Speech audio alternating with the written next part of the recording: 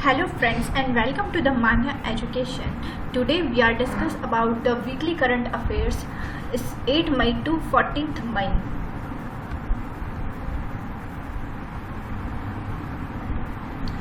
Corona virus के बीच लोगों को मुफ्त और कैशलेस बीमा कवर प्रदान करने वाला भारत का पहला राज्य जो है वो बना है महाराष्ट्र। महाराष्ट्र में ने अपने यहाँ के लोगों को मुफ्त और कैशलेस बीमा प्रदान किया है। जिस कश्मीरी उत्पाद को हाल ही में जीआई टैग प्राप्त हुआ है वो है केसर। केसर जो है वो कश्मीर में बहुत ही अच्छी क्वालिटी की पाई जाती है, इसीलिए जीआई टैग केसर को दिया गया है। देश की सबसे बड़ी तेल company Indian oil corporation that is IOC के नए चेयरमैन जिसे नियुक्त किया गया है वह है श्रीकांत माधव वैद्य। कांग्रेस के जिस वरिष्ठ नेता को लोकसभा में लोक लेखा पर संसदीय समिति का अध्यक्ष नियुक्त किया है वह है अधीर रंजन चौधरी। कांग्रेस के नेता हैं अधीर रंजन चौधरी, इन्हें संसदीय समिति का अध्यक्ष नियुक्त किया है। और संसदीय समिति किस बारे में बनी हुई है? यह है लोक लेखा पर बनी है।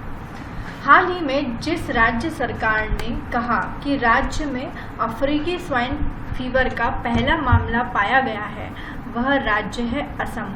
असम में पहला अफ्रीकी स्वाइन फीवर का मामला पाया गया है और अफ्रीकी स्वाइन फीवर जो है यह अफ्रीका से स्टार्ट हुआ था और यह धीरे धीरे भारत में आने लगा है।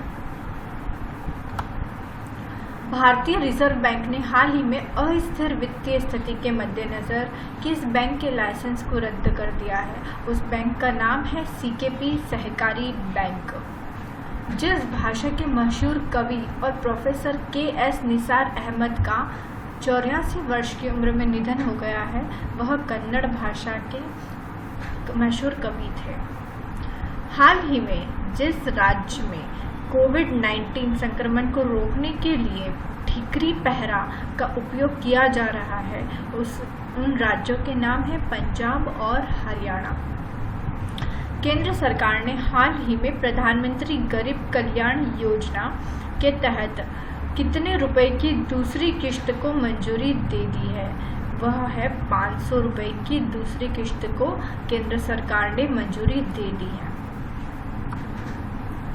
वह राज्य सरकार जिसने 4 मई 2020 को ग्रामीण क्षेत्रों में श्रमिकों के रोजगार के लिए 3 श्रम गहन कार्यक्रमों की स्थापना की है वह है झारखंड राज्य। 4 मई से कार्यक्रम शुरू हो जाएंगे। जम्मू कश्मीर में पत्रकारों को अगस्त में अनुच्छेद 370 के अधिकतर प्रावधान हटाए जाने के बाद क्षेत्र में जारी बंद के दौरान सराहनीय काम करने हेतु पुलित्जर पुरस्कार दिए गए थे। पुलित्जर पुरस्कार 2020 से सम्मानित किया गया है। वह 3 लोग हैं, 3 पत्रकार हैं।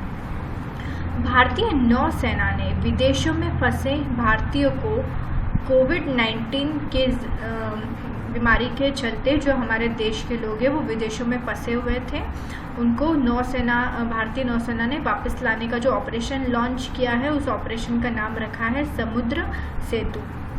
विश्व अस्थमा दिवस किस दिन मनाया जाता है? अस्थमा दिवस मनाया जाता है मई महीने के पहले मंगलवार को। नेक्स्ट, वह राज्य सरकार जिसने हाल ही में एक बड़ा फैसला लेते हुए प्रदेश में लॉकडाउन को 29 मई तक बढ़ाने का फैसला किया है वह है तेलंगाना। सेम इसी तरह एक और राज्य है जिसने 31 मई तक लॉकडाउन बढ़ाने का ऐलान किया है वह राज्य है पंजाब। वहाँ पर 31 मई तक लॉकडाउन जो है वो बढ़ाने का ऐलान किया है। 31 मई।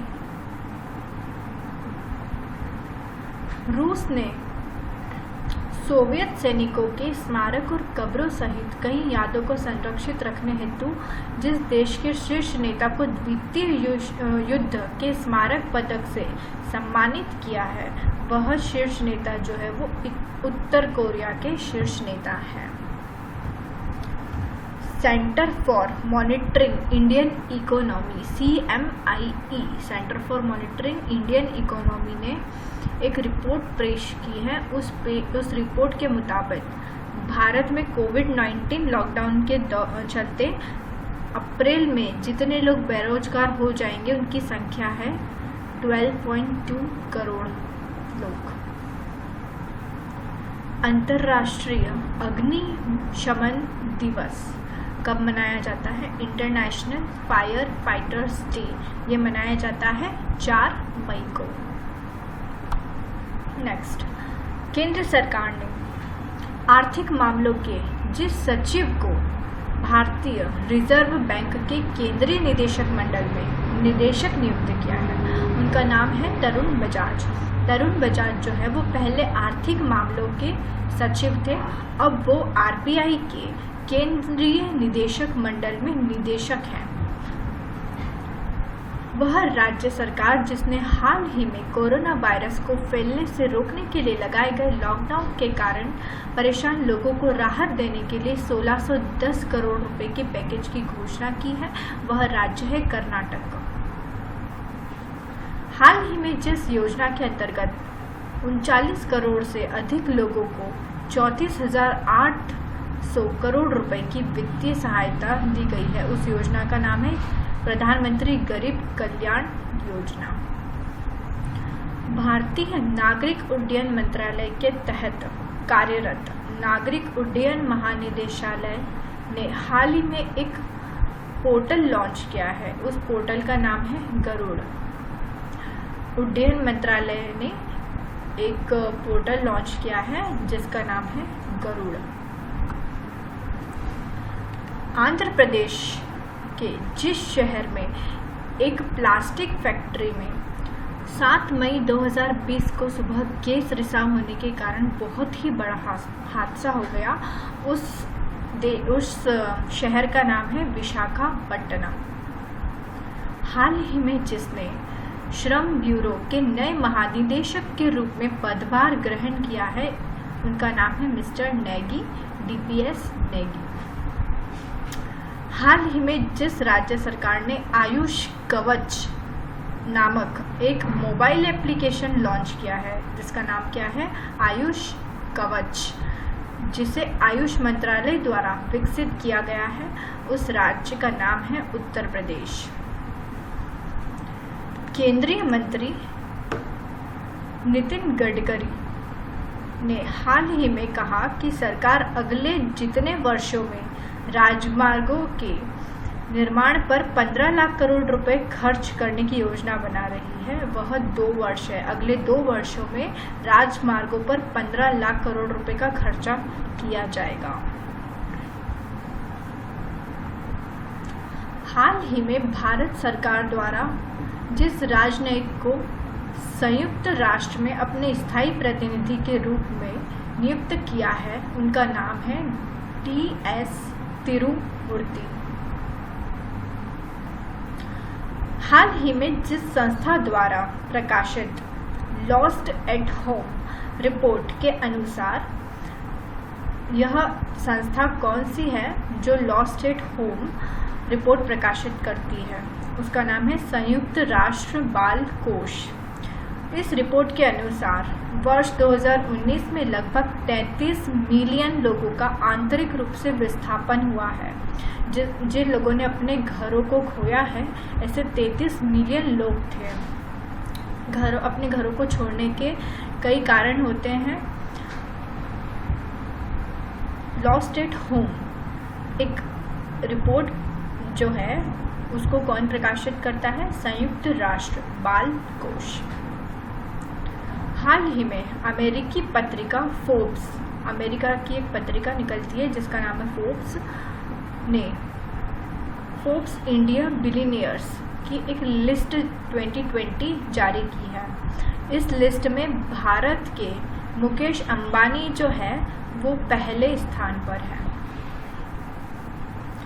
संयुक्त राष्ट्र पर्यावरण कार्यक्रम ने यूनाइटेड नेशन एनवायरनमेंट प्रोग्राम ने राष्ट्रीय सद्भावना दूत के रूप में जिस अभिनेत्री का कार्यकाल 2 साल और बढ़ा दिया है वह है दिया मिर्ज़ा। जो दिया मिर्ज़ा है वो यूनाइटेड नेशन एनवायरनमेंट प्रोग्राम के तहत भारतीय दूत के रूप में कार्य करती है। इनका कार्यकाल 2 साल और बढ़ा दिया गया है। मदर्स डे जिस दिन मनाया जाता है वह है मई महीने के दूसरे रविवार को। मध्य प्रदेश के मुख्यमंत्री श्री शिवराज सिंह चौहान ने कारखानों में काम की अवधि 8 घंटे से बढ़ाकर कितने घंटे कर दी है? वह है 12 घंटे। मध्य प्रदेश के शिवराज सिंह चौहान जो कि वहाँ के मुख्यमंत्री हैं, उन्होंने कारखानों में काम करने की जो श्रमिकों की अवधि थी वो 8 घंटे से बढ़ाकर 12 घंटे कर दी है। यह उन्होंने आर्थिक व्यवस्था को सुधारने के मद्देनज़र ये फैसला लिया है। हरिशंकर वासुदेवन का हाल ही में निधन हो गया है। वह किस क्षेत्र से संबंधित थे? हरिशंकर वासुदेवन एक बहुत ही अच्छे इतिहासकार रहे हैं। वह इतिहास से संबंधित थे। वह राज्य सरकार जिसने प्रवासियों को राहत देने और सरकारी योजनाओं और नौकरियों में प्रवासियों को जोड़ने हेतु प्रवासी राहत मित्र नामक एक नया ऐप लॉन्च किया है, वह है उत्तर प्रदेश। उत्तर प्रदेश ने एक ऐप लॉन्च किया है जिसका नाम है प्रवासी राहत मित्र। राष्ट्रीय प्रौद्योगिकी दिवस नेशनल टेक्नोलॉजी डे कब मनाया जाता है? ये मनाया जाता है 11 मई को। Thank you.